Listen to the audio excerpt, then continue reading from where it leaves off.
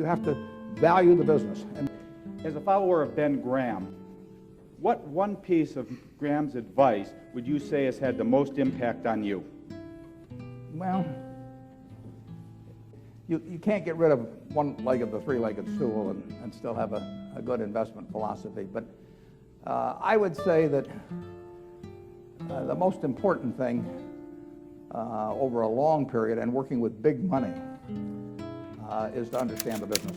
I mean, let's just say for the moment that you were given $1 million or whatever sum was necessary, and you could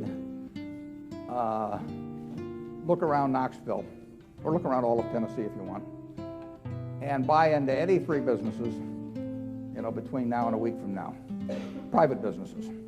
So they're not trading or anything of the sort. And you got a week to do it or you have to give the money back. Now, what will you be doing during the next week? I mean, you can look at all these companies. Some of them you're quite familiar with. Some of them you're less familiar with. Some of them you know by reputation. Some of them you know the management. Some of them you don't. You know their competitive situation. What will you be thinking about during that 7-day period? How will you actually be screening these companies out? I think you're going to be looking for businesses that have enduring competitive advantage. You don't want to buy a Burger King franchise just because nobody's come within 10 miles of it yet, because Wendy's and McDonald's and all of those will be there pretty soon. I mean, it isn't necessarily who's earning the most money now. You're going to look for something with enduring competitive advantage. Now that takes a business with some kind of a moat around it, because capitalism, by definition, is a system where every time somebody has an economic castle, somebody else is going to come after it. I mean, it's just the nature. If you open a restaurant and it's successful here in town, somebody's going to take your menu and probably take your chef, maybe cut your price, maybe offer a little more parking, maybe be a better okay, whatever. I mean, capitalism consists of going after the other guy's castle.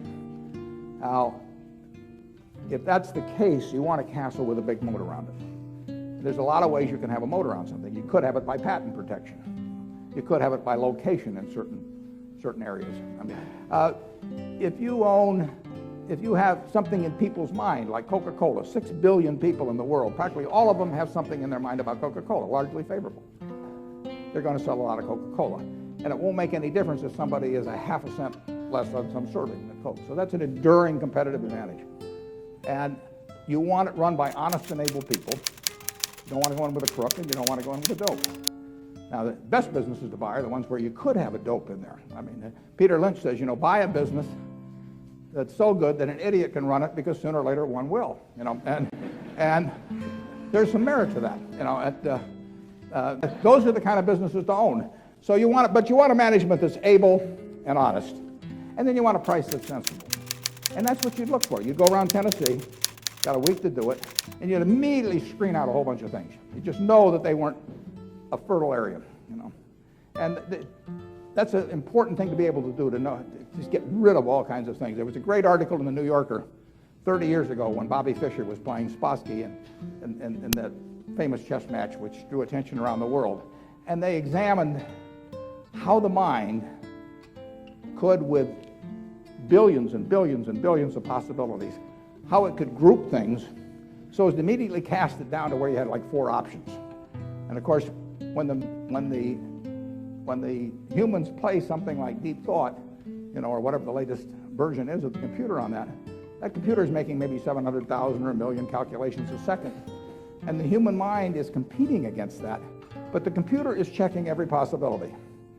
And the human mind somehow has this ability to cast out 99.999% of those things that the computer has to go through in order to focus on the 3 or 4 possibilities that really make sense.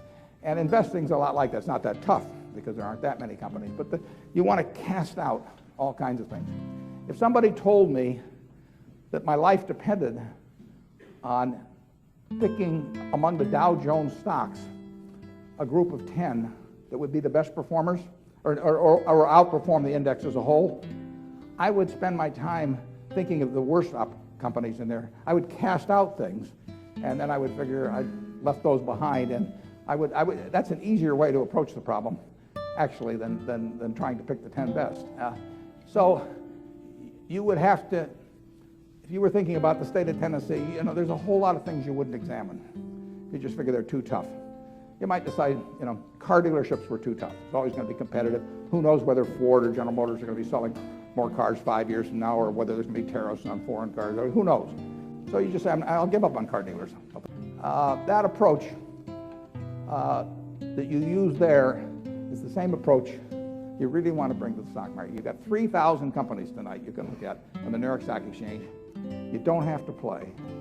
Once a year, if you have 5 good ideas in your lifetime, you get very rich.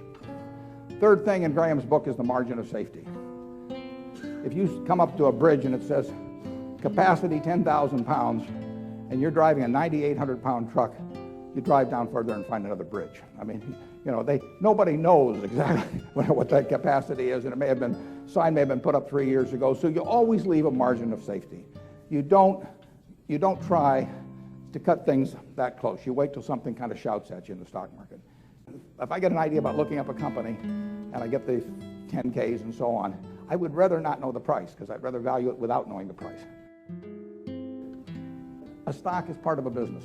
You value a business, and then you divide by the shares outstanding. But what you have to think about is what kind of a business are you getting into, what are its economic characteristics, who are its competitors, what's its management like, all of these things that relate to a business instead of a little ticker symbol.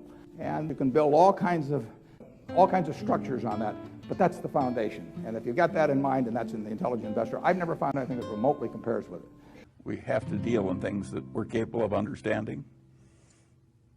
And then, once we're over that filter, we have to have a business with some intrinsic characteristics that give it a durable competitive advantage. And then, of course, we would vastly prefer a management in place with a lot of integrity and talent. And finally, no matter how wonderful it is, it's not worth an infinite price. So we have to have a price that makes sense and gives a margin of safety considering the natural vicissitudes of life. It's a very simple set of ideas. And the reason that our ideas have not spread faster is they're too simple.